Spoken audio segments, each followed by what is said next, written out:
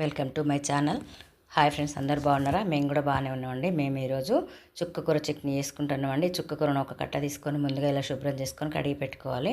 పచ్చిమిరపకాయలు ఇలా నూనెలో వేయించుకోవాలండి. ఆ పచ్చిమిరపకాయలు తెలుపు రంగు వచ్చేంత వరకు వేయించుకోవాలి. అదే నూనెలో మనం కడిగి పెట్టుకున్నటువంటి చుక్కకూరను, ఎల్లిపాయలు, ఉల్లిగడ్డ, జీలకర్ర, కొత్తిమీరలు, ఉప్పు అన్నీ వేసుకొని, పసుపు ఇవన్నీ వేసుకొని మంచిగా ఒకసారి నూనెలో ఉడకనియాలండి.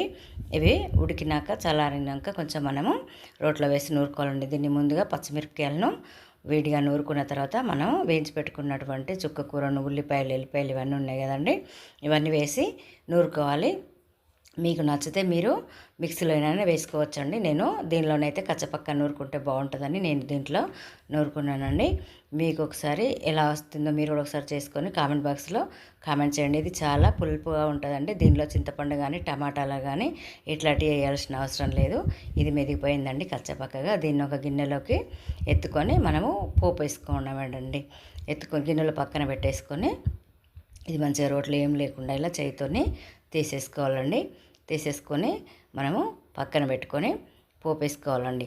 నేను పొయ్యి మీద ఒక ముక్కుడు పెట్టుకొని దానిలో జీలకర్ర, ఆవాలు, కొన్ని శనగపప్పు, మినప్పప్పు, కల్జమాకు అన్నీ వేసుకొని పోపు వేసుకున్న కొంచెం మనము దానిలో పసుపు కూడా వేసుకోవాలండి. అంతే మనకు చుక్కకూర చట్నీ. దాన్ని మనం నూరు పెట్టుకున్నాం కదండి, నూరు పెట్టుకున్న దాన్ని పోపులో వేసేసుకుంటే మనకు చుక్కకూర చట్నీ రెడీ అయినట్టేనండి. ఇది అన్నంలోకి అయితే చాలా టేస్ట్గా పుల్లగా ఉంటుందండి.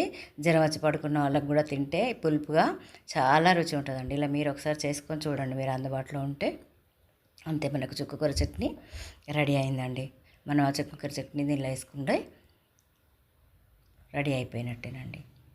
అంతే. ఈ వీడియో కనుక నచ్చినట్టయితే షేర్ చేయండి, లైక్ చేయండి, సబ్స్క్రైబ్ చేసుకోండి. ఈ చట్నీ మాత్రం చేసుకోవడం మర్చిపోకండి. Thank you for watching.